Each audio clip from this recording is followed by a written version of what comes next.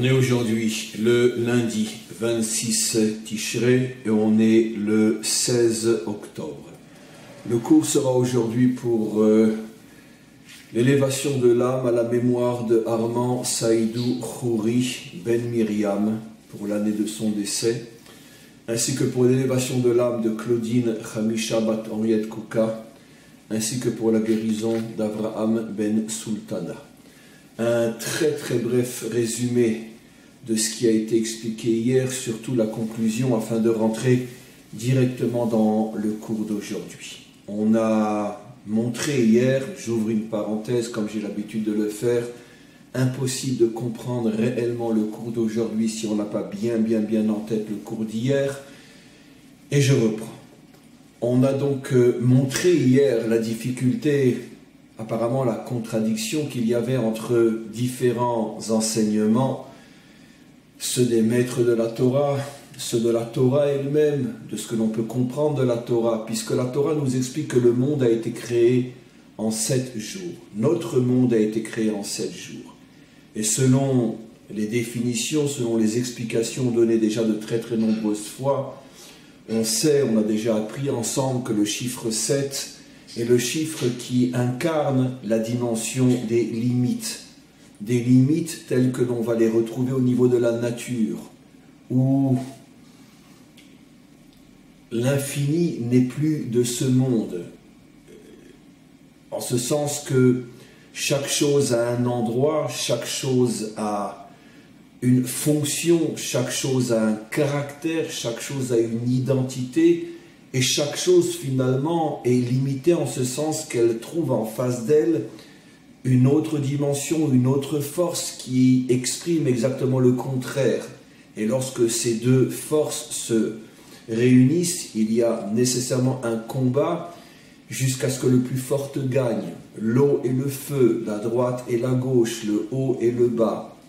Et donc, parce que notre réalité est une réalité de division, une réalité où s'affrontent et s'opposent les contraires, c'est la raison pour laquelle notre réalité est une réalité de limite, où finalement chaque chose et chacun d'entre nous, d'une certaine manière, est confiné à l'intérieur de son espace, de son temps, et ne peut en aucun cas sortir à l'extérieur de son espace, à l'extérieur de son temps.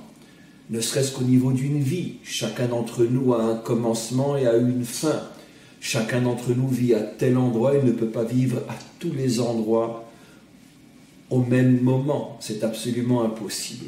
Donc, toutes ces limites qui composent l'essence de notre réalité, de notre monde, toutes ces limites qui sont exprimées aussi par les lois rigides et extrêmement contraignantes de la nature, toutes ces lois-là, selon les codes bibliques, sont représentées par le chiffre 7 qui est lui-même l'expression des 7 sphirotes du bas, les 7 attributs divins qui, en se dévoilant jour après jour, premier attribut divin, deuxième jour, deuxième attribut divin, ces 7 attributs divins sont eux-mêmes construits à partir de forces limitées, et c'est la raison pour laquelle le monde, construit à partir de ces 7 attributs divins qui sont les 7 derniers, ce monde est lui-même limité. Or, la contradiction, selon le cours d'hier, c'est que nos maîtres, à partir d'une allusion très claire de la Torah, nos maîtres expliquent que le monde, notre monde, a été créé avec la lettre He, et comme on l'a expliqué hier, il faut absolument revenir sur ce cours, la lettre He qui fait allusion à la première lettre He du nom divin, car il y a 2 He dans le nom divin, et le premier He du nom divin fait allusion à la Bina. Or la Bina est la 8e sphira du bas vers le haut, c'est-à-dire un attribut, une force, une qualité qui incarne des énergies, des lumières, des forces au-dessus de notre monde, puisque notre monde a été créé avec le chiffre 7, et là nous sommes déjà dans la dimension 8. Or si notre monde a été créé avec la lettre E, automatiquement notre monde devrait être différent de celui que l'on connaît. on devrait pouvoir sentir effectivement l'infini, la capacité, la possibilité de se dépasser, de faire tomber toutes les limites que la nature nous impose, que notre monde nous impose. On devrait pouvoir vivre éternellement, on devrait pouvoir être en même temps ici et ailleurs, être au même moment à cette époque et à une autre époque, puisque toutes les limites que nous impose l'espace-temps sont encore une fois des limites émanant de la nature qui elle-même émane du secret du chiffre 7.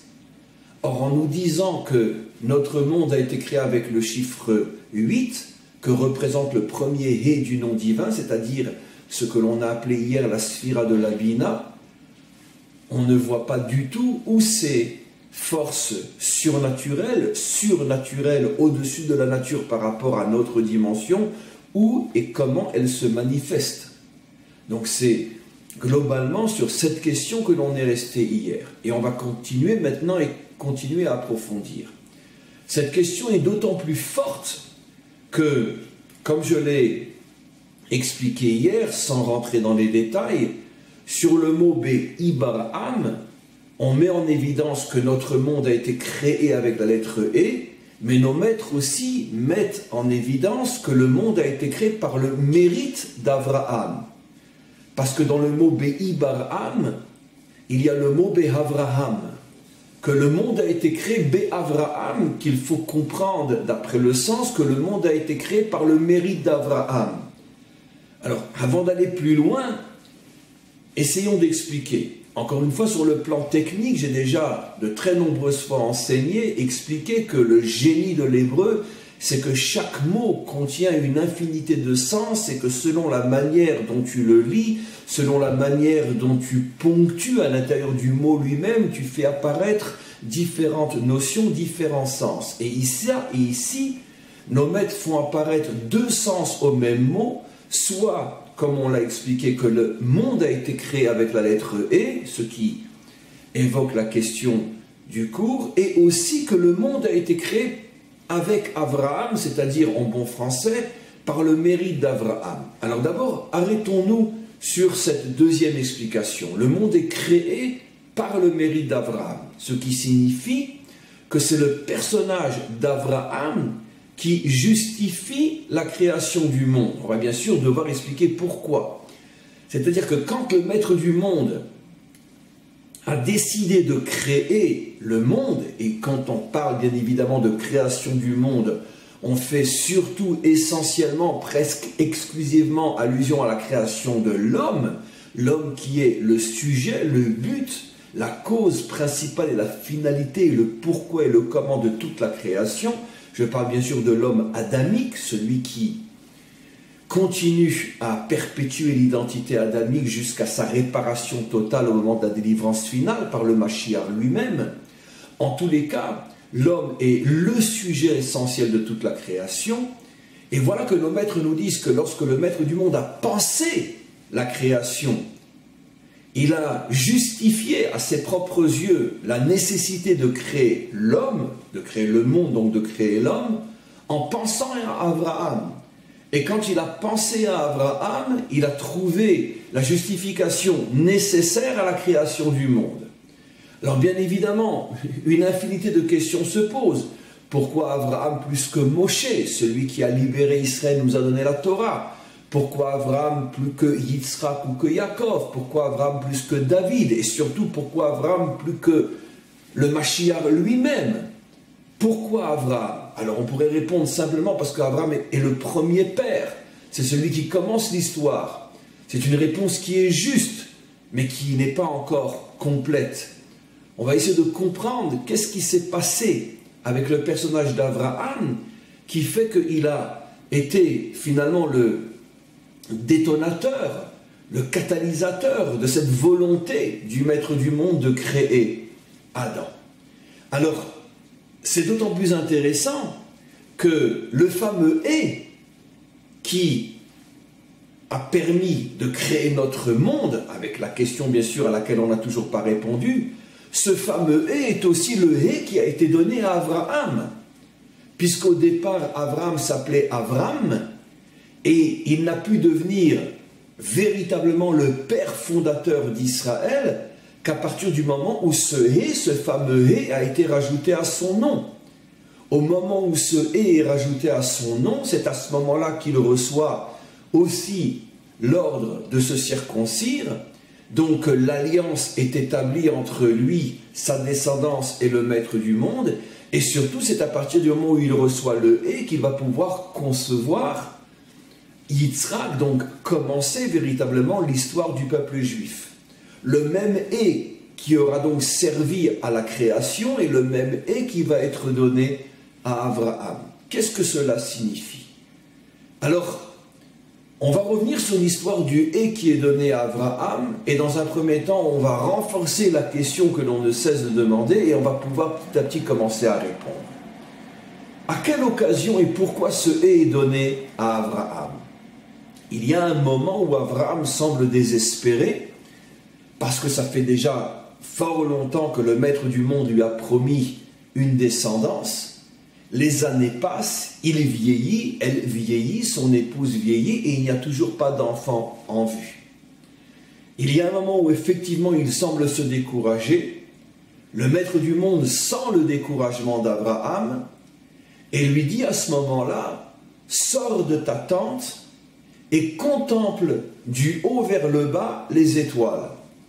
C'est mot à mot ce qui est écrit dans le texte, puisque le texte en hébreu dit Havet Hashamaima et Akochavim.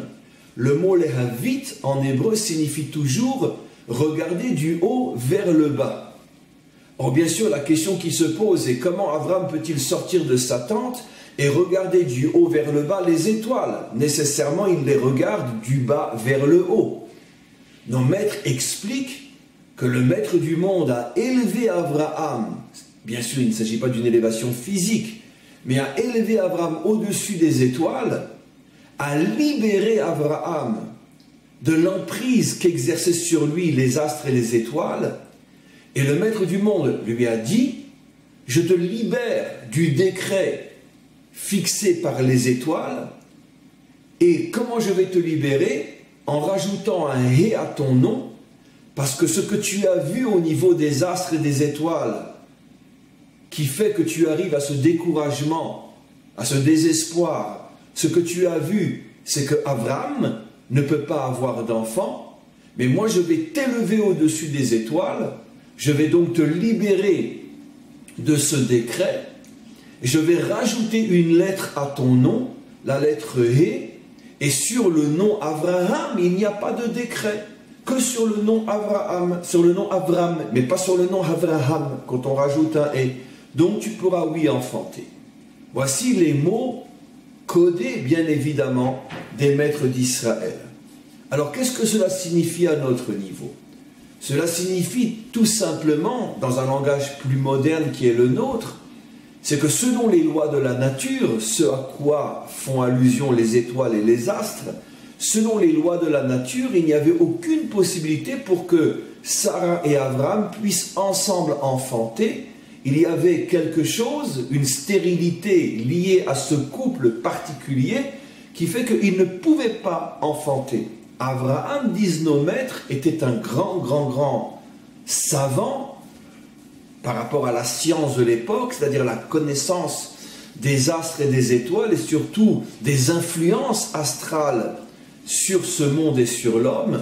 Abraham était le plus grand de sa génération dans ce domaine-là, une sorte de Einstein de sa génération, et il avait compris, en étudiant dans les moindres détails les effets que les astres et les étoiles avaient sur son propre couple, il avait compris qu'il n'y avait absolument aucune possibilité pour qu'il puisse enfanter avec Sarah. Avec une autre femme, oui, mais non avec Sarah. Avec une autre femme, la preuve avec Agar. Mais ce couple était sous le décret d'une stérilité absolument insurmontable. Vient le maître du monde et lui dit à Abraham, ce que tu as vu est juste. Tu es effectivement le plus grand savant dans ta génération et tu es capable effectivement de comprendre sans te tromper les influences qu'ont les astres sur ton couple. Effectivement, si je laisse ton nom Abraham, tu ne pourras jamais, comme je te l'ai promis, être le fondateur du peuple juif. mais je vais changer ton nom. Et je vais donc te libérer de ce décret. En changeant ton nom, je vais t'élever au-dessus des étoiles, ce qu'il faut comprendre dans notre langage moderne. Je vais te libérer de sous l'emprise de la nature, je vais t'élever au-dessus de la nature. Et comment je vais te donner ces forces surnaturelles? En rajoutant le fameux « hé » qui a servi à la création. Ce fameux « hé », je vais le rajouter à ton nom. Et en le rajoutant à ton nom, tu seras donc un personnage nouveau, mais surtout un personnage qui vit au-dessus des lois de la nature. Et donc on comprend parfaitement ce que dit le verset. Avet Hashamayma et Takochavim, regarde les étoiles du haut vers le bas, c'est-à-dire je t'ai élevé au-dessus des limites de la nature en te donnant ce et. Donc, on ne fait par cette explication que renforcer la question qui dure depuis le cours d'hier. Le et qui incarne la bina est donc bien une force surnaturelle. La preuve, c'est qu'en la donnant à Abraham, il a pu s'élever au-dessus de la nature. Donc comment une force surnaturelle peut-elle être la force qui va créer ce monde régi par la nature? Alors on va enfin maintenant commencer à comprendre. En vérité, ce que nos maîtres, ce que la Torah et nos maîtres nous expliquent ici, c'est une fois de plus le principe fort connu dans mes cours, mais que je veux réenseigner aujourd'hui d'une manière plus puissante encore, ce principe fondamental que toute l'existence, toute la création a une dimension visible et une dimension invisible. Exactement de la même manière que l'homme a un corps et a une âme, comme on le voit parfaitement dans la création de l'homme. D'abord, son corps est créé à partir de la terre, ce qui signifie bien sûr qu'il y a une dimension extrêmement matérielle dans l'être, mais après avoir créé la dimension matérielle à partir de la terre, qu'est-ce que le verset dit? Vayipar be'apav nishmat chayim. Le maître du monde a soufflé en lui une âme de vie. Et nos commentaires font remarquer que on aurait pu très bien dire que le maître du monde a fait venir en lui une âme de vie, qui aurait signifié aussi qu'il y a une autre dimension spirituelle, intérieure, qui va se trouver en lui, à l'intérieur du corps. Ça nous aurait déjà suffi au niveau de l'enseignement. Mais la Torah va beaucoup plus loin. Ce souffle, qui est donc l'âme, qui rentre et qui se cache à l'intérieur du corps, provient du maître du monde lui-même. La métaphore, l'image est bouleversante. De la même manière que son corps a été créé à partir de la terre et non à partir de Dieu lui-même, on aurait pu imaginer que Dieu fasse descendre l'âme des mondes spirituels, mais que cette âme ne soit pas quelque chose qui sorte, qui émane de Dieu lui-même. Or, regardez ce que dit le verset. Vayipar be'apav, le maître du monde, souffle lui-même à l'intérieur de ce corps. Ce qui veut dire que l'âme est une émanation du divin. Ce n'est pas une créature, une force spirituelle uniquement, ce qui en soi, encore une fois, aurait pu nous suffire, mais c'est une véritable émanation du divin, ce qui veut dire qu'une partie du divin se trouve dans l'homme.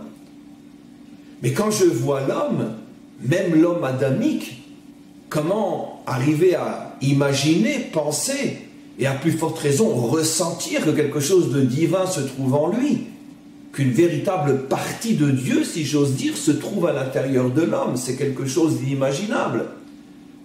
C'est ce que l'on reverra quand on reprendra la semaine prochaine les cours sur le Tanya, que Job lui-même disait que la Neshama s'appelle Chelek Eloka Mima'al, une partie de Dieu, qui se trouve à l'intérieur de l'homme. Job lui-même révélera ça. Et de toute façon, c'est exactement ce que nous dit le verset. Même s'il s'agit d'un souffle et non d'une partie de Dieu lui-même, c'est malgré tout quelque chose qui émane de Dieu. Mais cette partie émanant de Dieu est complètement dissimulée, cachée, voilée à l'intérieur de l'homme. Mais cette dimension voilée, cachée, est ce qui permet à l'homme d'être, d'exister et de vivre. La preuve, c'est que comment s'appelle ce souffle? Chaim, qui englobe toutes les forces, toutes les énergies, tout le vécu, toute l'histoire de l'homme. Ce qui veut dire que toute l'histoire de l'homme provient de cette force qui est complètement cachée à l'intérieur de l'homme, au point que jusqu'à aujourd'hui, les savants s'entêtent à ne pas ouvrir leurs yeux, ou plutôt ne pas ouvrir leur cerveau, et d'admettre l'évidence que quelque chose de mystérieux qui dépasse la nature est le moteur qui permet l'existence et le fonctionnement de la nature. Évidemment, les savants ne peuvent pas l'admettre parce que ça remettrait en cause trop de choses, mais dans leur fond intérieur, aujourd'hui, les découvertes scientifiques sont telles que plus personne d'honnête peut échapper à cette conclusion que la nature elle-même est régie par quelque chose qui n'a rien à voir avec la nature, même si on ne veut pas encore l'appeler Dieu. La science a suffisamment avancé aujourd'hui pour arriver à cette conclusion. Mais c'est bien sûr complètement censuré aujourd'hui parce que c'est philosophiquement une remise en cause tellement révolutionnaire que le monde n'est pas encore prêt à cette remise en cause.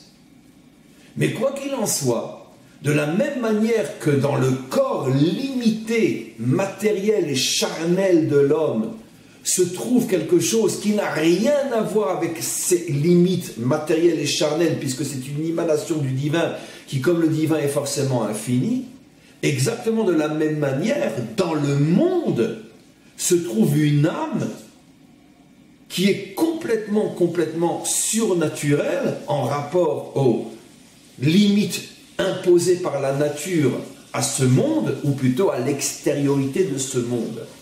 De la même manière que dans l'homme, il y a un corps extérieur limité et une âme intérieure cachée illimitée, au départ, cette chose est vraie dans le monde lui-même. Il y a dans le monde un corps et une âme. Et ça, c'est quelque chose d'extrêmement nouveau parce que les croyants, quelle que soit leur religion, ont depuis fort longtemps admis l'existence d'une âme, d'une énergie, d'une spiritualité à l'intérieur du corps. Même les idolâtres reconnaissent, admettent l'existence de quelque chose de spirituel, de non matériel, de non naturel à l'intérieur du corps. Mais la Torah va beaucoup plus loin. Avant même de parler de l'homme, de son corps et de son âme, puisque ce verset est dit avant qu'on ne reprenne le récit de la création de l'homme avec un corps et avec une âme, juste avant, la Torah nous dit que le monde a été créé avec la lettre He, et ça fait donc presque 1h30 entre hier et aujourd'hui que je vous tenais en haleine avec cette question, mais comment c'est possible? Le monde, c'est le monde de la nature, donc la Bina, qui est une sphira, qui représente l'illimité, ne peut pas être le moteur, la matrice de notre monde. On a maintenant la réponse. Avant même la création de l'homme, la Torah nous prévient que le monde, lui, déjà a été créé sur le principe d'un corps et d'une âme. Il y a une âme dans le monde, et c'est la fameuse lettre E. C'est-à-dire, ne crois pas que seul l'homme est doté d'une âme. Ne crois pas que le monde extérieur, le minéral, le végétal, l'animal, c'est uniquement de la matière. Même le minéral a une âme. Tout a une âme dans ce monde. C'est-à-dire une énergie intérieure qui lui permet d'exister. Et cette énergie intérieure n'a rien à voir avec l'aspect extérieur du monde. Parce que l'aspect extérieur du monde est, lui, limité, alors que cette énergie, elle, est illimitée. On va voir bien sûr dans quelques instants. Alors, le pourquoi et le comment, à quoi elle sert et comment elle se manifeste. Et donc, quand la Torah et nos maîtres nous disent que le monde a été créé avec la lettre He, nos maîtres ne font pas allusion à l'extériorité du monde, mais à l'intériorité du monde, à l'âme du monde. Et l'âme du monde est effectivement au niveau du chiffre 8, l'âme du monde échappe aux limites du chiffre 7, et l'âme du monde nous connecte à une dimension qui est totalement au-delà des limites de la nature. Alors comment cette âme se manifeste? Eh bien, c'est très simple à comprendre. Première explication, c'est le secret des miracles. Évidemment, pour 99,9% des croyants, y compris à l'intérieur du peuple juif, qui n'ont pas véritablement la compréhension du mécanisme, du phénomène miracle, pour pratiquement tous les croyants, le miracle, c'est quelque chose, une sorte de tour de magie que fait le bon Dieu. On y croit, on n'y croit pas, etc. Mais quoi qu'il en soit, c'est quelque chose qui vient complètement de l'extérieur, une intervention divine qui n'a rien à voir avec notre monde. Or, voilà que les véritables savants de Dieu, qui sont les maîtres d'Israël, savaient depuis des millénaires que cette explication est complètement fausse. Le miracle est le dévoilement de forces qui sont depuis le départ à l'intérieur de ce monde, mais des forces qui ne se dévoilent que lorsque l'âme de ce monde se dévoile. Mais ces forces sont à l'intérieur de ce monde. Je vais vous donner un exemple et au fur et à mesure je vais expliquer. Nos maîtres nous expliquent que le miracle de l'ouverture de la mer avait déjà été introduit dans la création au moment où Dieu a créé l'océan. Je parle bien sûr selon le langage métaphorique de nos maîtres, mais au moment où Dieu a créé l'océan, il a prévenu l'océan et lui a dit « Sache qu'un jour je te demanderai de t'ouvrir devant mes enfants. » Et l'océan a accepté. Quand est arrivé le moment, le maître du monde, disent nos maîtres, a rappelé à l'océan, à la mer, c'est pas l'océan a rappelé la mer, a rappelé à la mer son engagement et la mer s'est ouverte. Nos maîtres posent une question évidente que vous avez tous et toutes sur cet enseignement. Mais à partir du moment où c'est Dieu qui fait le miracle, il fait ce qu'il veut. Il n'a pas besoin de poser des conditions et de prévenir des millénaires à l'avance l'eau qu'elle va devoir s'ouvrir. C'est lui le maître du monde. Et puisqu'on parle d'un miracle, c'est quelque chose qui n'a rien à voir avec la logique. Il fait ce qu'il veut. Quelle est la réponse de nos maîtres? Ben non. Tu vois de cet enseignement que nous n'avons rien compris au miracle. La capacité qu'a l'eau de s'ouvrir est une force qui existe à l'intérieur de l'eau elle-même. Mais cette force, généralement, ne se dévoile jamais parce que, dans le cycle normal du temps et de l'histoire, seules les forces extérieures de l'eau, qu'on pourrait appeler les forces liées au corps de l'eau, se manifestent. Et quand les forces liées au corps de l'eau se manifestent, l'eau ne peut que couler et ne peut en aucun cas s'ouvrir. Mais l'eau elle-même est dotée d'une autre force, qui est son âme, qui est son fameux hé qui est à l'intérieur.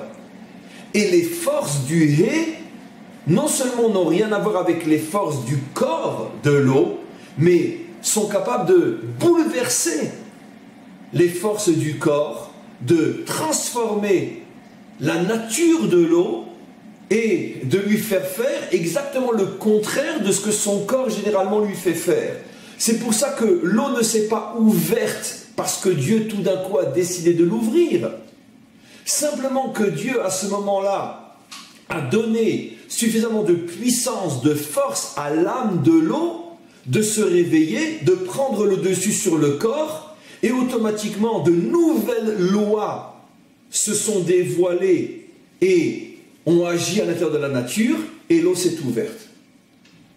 Ce que je dis ici, je sais que c'est très pédant ce que je vais dire, mais parce que je suis obligé de le dire, et je dis des choses qui sont en avance de plusieurs millénaires sur les plus grands savants de notre époque, et bien après encore.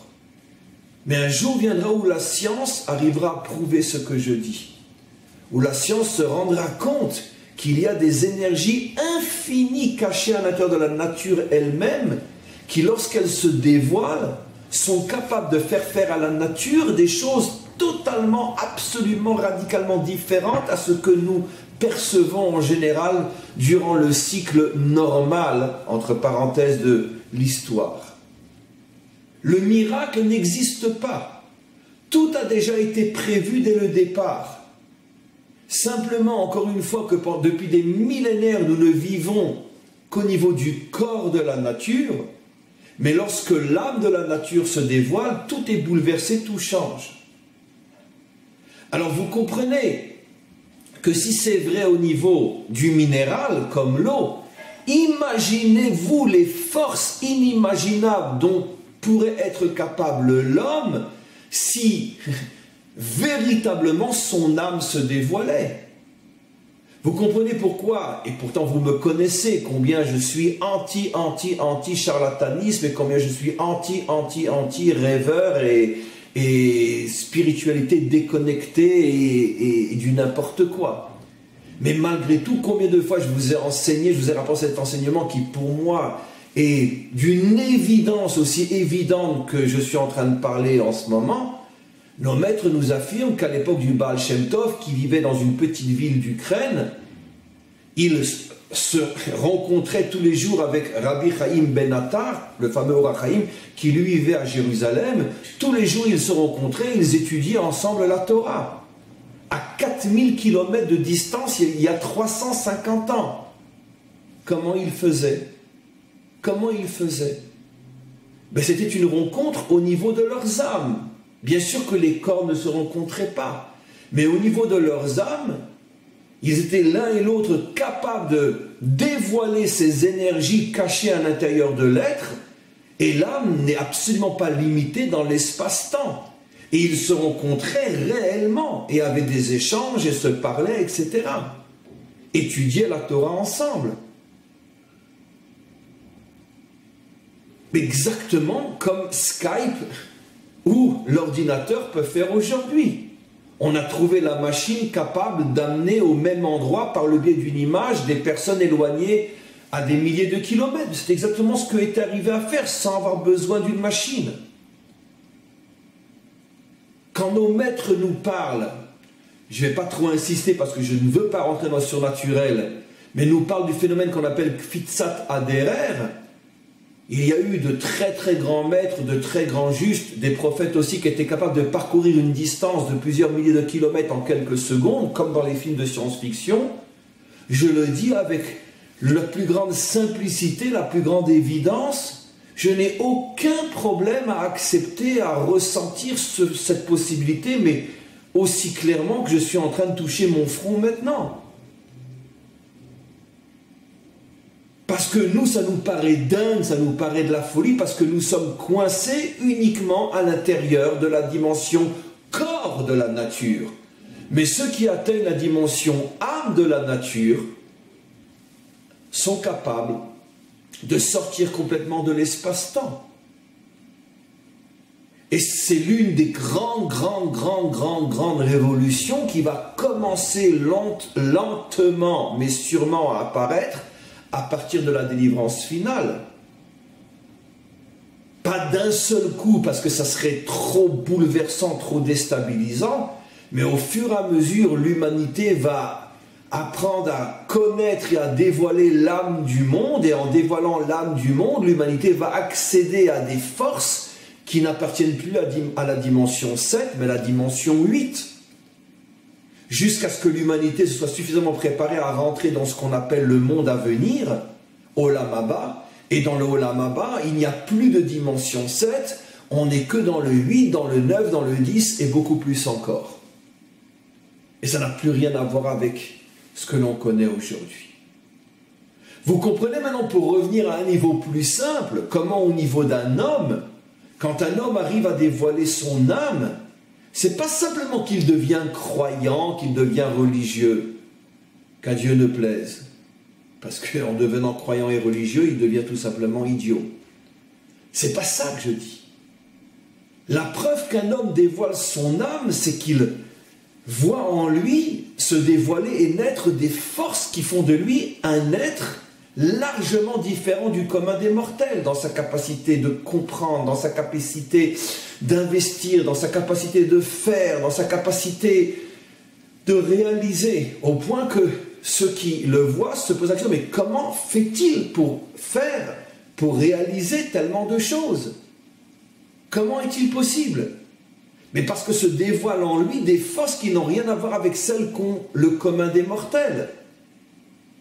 Et on est encore loin de parler de forces miraculeuses, mais simplement un peu plus de force que le commun des mortels, parce que lui est déjà au niveau de son âme. un homme qui se connecte à son âme, c'est pas seulement un croyant, un religieux, ça devient un surhomme par rapport, encore une fois, au commun des mortels. Et plus il dévoile son âme, et plus il est capable de réaliser des choses que le commun des mortels ne peut en aucun cas même comprendre comment c'est possible de telles choses. Comme nous, à l'intérieur du peuple juif, nous le savons et nous l'avons entendu et nous l'avons reconnu et parfois vu au niveau des grands maîtres des différentes générations, qui étaient capables d'abattre un travail, de réaliser des choses, d'atteindre des projets et des buts où chacun d'entre eux aurait nécessité des milliers de vies pour un homme comme moi et vous, et eux étaient capables de réaliser des milliers de choses en 60 ans, 50 ans, 70 ans. Alors que pour chacun de leurs projets à eux, pour quelqu'un comme moi ou vous, il aurait fallu plusieurs millénaires. N'oublions pas, mes amis, que le grand, l'immense, l'inatteignable Hari Akadosh est mort à l'âge de 38 ans. Ce qui veut dire que jusqu'à l'âge de 38 ans, il est arrivé à atteindre un niveau de Torah que jusqu'à aujourd'hui, on n'arrive pas à atteindre l'ombre de l'ombre de l'ombre, du commencement de l'ombre, du semblant de l'ombre qui n'est pas une ombre de l'ombre, etc. Qui aujourd'hui, après et depuis le Hari Akadosh, peut prétendre avoir seulement approché l'ombre de sa Torah? 38 ans il est mort. Comment c'est possible? Comment c'est possible? Comment c'est possible? Et plus on étudie les secrets de la Torah, plus on se rend compte, mais comment c'est possible? Mais d'où il sort? Comment c'est possible? 38 ans, moi, à 38 ans, j'avais encore des couches et je sais pas moi, j'avais encore une tutude dans la bouche à 38 ans. Qui j'étais à 38 ans? Même le Mashiach sera son élève. Oui, je le dis, même le Mashiach sera son élève dans ce domaine-là de la Torah. Bien sûr. Comment c'est possible? Parce que l'âme est sans fin. Et plus tu dévoiles ton âme, et plus tu arrives à des niveaux inimaginables. Et finalement, revenons encore une fois à cet enseignement. Quand la Torah nous dit que le monde a été créé avec la lettre E, la Torah nous crie ici un message inimaginable. Sortez de vos limites, arrêtez de vous voir petits, arrêtez de vous voir comme des hommes singes ou des hommes animaux. Laissez Darwin avec ses fantasmes et avec ses honneries. Car lui, effectivement, n'était qu'un singe. Mais pas les hommes, pas les vrais. Pas ceux qui ont le bonheur et le mérite de descendre de Adam. Ceux qui portent en eux la dimension adamique, ceux-là ont une âme. Est-ce que vous êtes conscient des forces inimaginables qui se trouvent en vous? Est-ce que vous êtes conscient des choses inimaginables que vous pourriez réaliser si simplement vous vous connectiez à cette âme? C'est pour ça qu'encore une fois la Torah nous dit, le monde a été créé avec la lettre E, sortez de vos limites, arrêtez de vous voir petits. Et maintenant, on va pouvoir répondre à l'autre question. Pourquoi nos maîtres nous disent, l'allusion est dans la Torah bien sûr, que le monde a été créé par le mérite d'Abraham? Parce qu'Abraham est le premier homme qui s'est connecté pour la première fois à cette âme qui lui a donné pour la première fois depuis l'histoire de Adam des forces surnaturelles capables de contrecarrer, de bouleverser les lois et les limites de la nature. Il est le modèle de cette connexion au Hé, le modèle de cette connexion à l'âme qui remet toutes les limites de ce monde en question. Il est le premier à avoir expérimenté la connexion à l'âme. Quand le maître du monde lui dit « je vais rajouter un Hé à ton nom », qu'est-ce qu'il est en train de lui dire? Le Hé, tu le portes en toi. Tous les adamiques ont ce Hé en lui. Mais personne n'est connecté à ce Hé. Toi, tu es le premier qui va se connecter à ce Hé. Et en te connectant à ce Hé, tu vas t'apercevoir que la limite, que la nature ne peut plus te limiter. La nature dit que tu ne peux pas avoir d'enfant, tu vas avoir un enfant. Et c'est comme ça que naît le peuple juif. Yitzhak naît de cette connexion de son père et de sa mère, puisque évidemment, Sarah aussi a reçu ce hé, les deux ont reçu ce hé, donc les deux se sont connectés à cette âme, à cette force intérieure, et c'est comme ça qu'est né Yitzhak, c'est comme ça qu'est né le peuple juif. Et vous avez compris tout le secret de l'éternité d'Israël. Pourquoi c'est un peuple qui ne disparaît pas? Pourquoi c'est un peuple que l'humanité tout entière veut faire disparaître? Et c'est le seul qui ne disparaît pas. Et c'est le seul qui enterre génération après génération tous ceux qui voulaient le faire disparaître. Parce que le peuple juif est né du dévoilement du Hé. Et comme il est né du dévoilement du Hé, il ne pourra jamais disparaître. Et tout ce qui concerne le peuple juif n'est que le dévoilement du Hé. Il a reçu la Torah, qui contient 5 livres. 5, la valeur numérique de Hé. Sa Torah lui donne des forces infinies. Et toute son histoire, comment après des millénaires d'histoire dispersés aux 4 coins de la terre, il arrive à revenir sur sa terre et à se reconstituer en tant que nation. Où a-t-on vu un cas semblable dans toute l'histoire du monde? Et maintenant, vous comprenez pourquoi l'alliance se fait le 8e jour.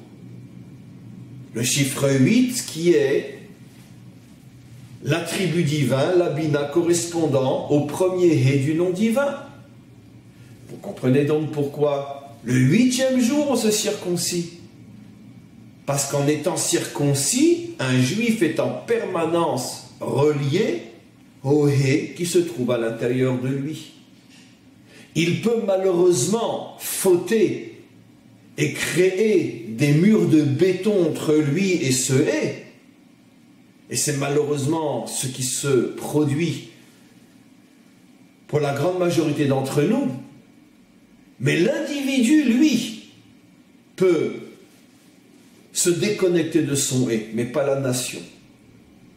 La nation, comme le maître du monde l'a promis, sera toujours connectée à ce hé, et c'est la raison pour laquelle la nation, elle, malgré ses fautes, malgré ses chutes, ne disparaîtra jamais. Et toute l'histoire d'Israël en est la preuve. Maintenant, bien évidemment, au niveau du peuple juif, cette vérité apparaît d'une manière inimaginable et irréfutable, mais cette vérité est vraie aussi au niveau de chaque homme, de chaque femme qui porte en lui la dimension adamique. C'est-à-dire, bien évidemment, les non-juifs aussi. En tant qu'individu, pas en tant que nation. Mais à partir du moment où je suis un adamique, j'ai en moi cette âme, j'ai en moi ce hé, et je peux, en me connectant à lui, décupler d'une manière presque infinie mes forces, parce que je ne suis plus connecté uniquement au corps de mon être, mais à l'âme de mon être. Donc, avant de passer aux questions, je fais un résumé de tout ce qui a été dit pour l'instant. Demain, on continuera ce cours, mais on a aujourd'hui conclu finalement et répondu à la question qui avait été posée hier. La question était, encore une fois, quel est le lien entre la Bina qui incarne une énergie surnaturelle et ce monde créé avec les limites de la nature? On a répondu qu'il ne faut pas confondre le corps et l'âme.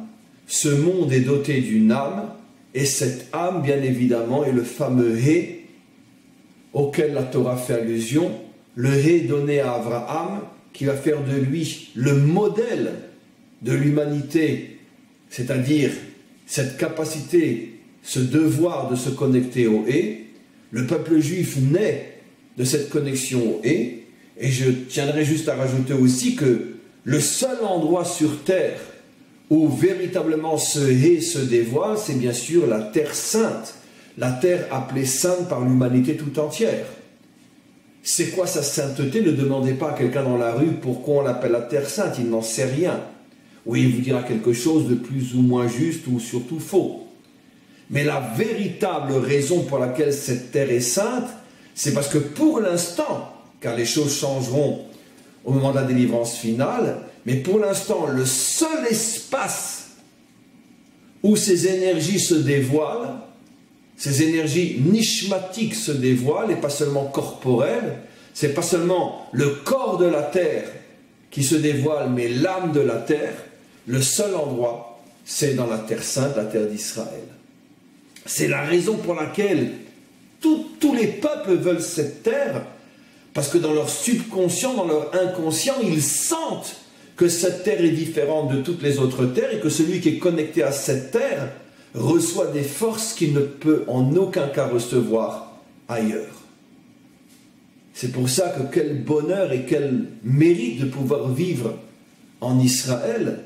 C'est la raison pour laquelle c'est peut-être le plus grand des malheurs qu'il puisse arriver à un juif aujourd'hui, je dis bien aujourd'hui, car quand on ne pouvait pas faire autrement, on ne pouvait pas faire autrement, mais aujourd'hui, le plus grand malheur que puisse vivre un juif, c'est de vivre à l'extérieur de sa terre, même s'il n'en est pas conscient, parce qu'ayant la possibilité de se connecter à ce et, de se connecter à l'âme du monde, et donc à plus forte raison de se connecter véritablement à sa propre âme, il reste perdu dans les fins fonds de l'obscurité et de l'exil, complètement déconnecté de son identité véritable. C'est le plus grand malheur qu'il puisse arriver à un juif aujourd'hui, même si malheureusement il n'en est pas conscient. C'est vrai que quelqu'un qui dort n'est pas conscient qu'il est en train de dormir à ce moment-là. Quelqu'un qui est dans le coma n'est pas conscient qu'il est dans le coma à ce moment-là. Mais ça n'empêche qu'il dort ou qu'il est dans le coma. Seulement après s'être réveillé, il va dire « Waouh, mais comment j'ai pu dormir si longtemps? Waouh, mais dans quel état j'étais ?» C'est le fameux psaume du roi David qui dit qu'au moment de la délivrance, on va s'apercevoir qu'on a passé notre existence à dormir. On ne faisait que rêver. On n'était pas dans la réalité vraie, car pour un juif, le seul endroit où la réalité est vraie, c'est ici en Eretz Israël. On va passer aux questions et on continuera ce cours demain.